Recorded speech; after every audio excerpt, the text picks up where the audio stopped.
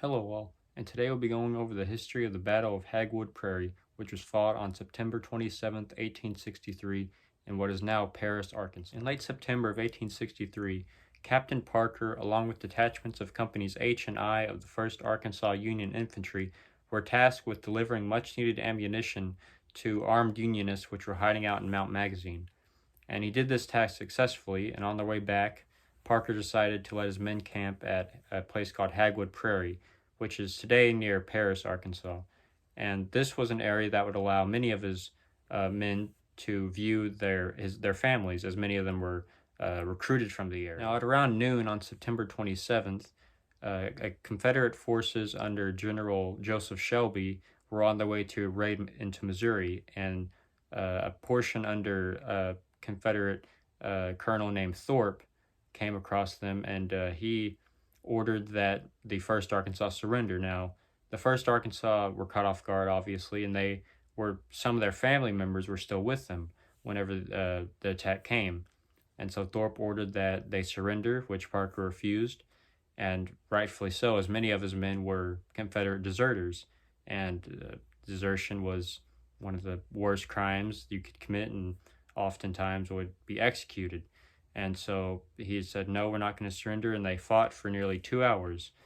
Now Parker, he was outnumbered, and so he knew that he had to withdraw into some heavy timber, and this likely saved much of them because they were able to last for as long as they did, before eventually they got attacked on their flanks, and Parker ordered that his men withdraw and retreat.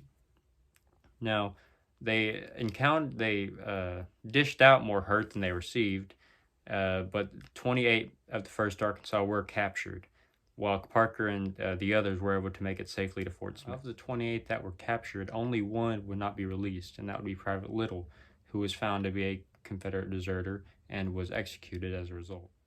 Now, the reason why I'm talking about this battle isn't so much the battle itself, but rather the results that would come out of it. So, like I said, Parker and his men, and some of his men, were able to go back to Fort Smith. And when Captain Parker reported this to the officers at Fort Smith, he believed it to be this force to be making a move on Fort Smith in the future. This actually wasn't the case. They were moving to raid Missouri, but of course he didn't know that. And so when the officers at Fort Smith found out, they hastily sent couriers to get to General Blunt, who was at Fort Scott.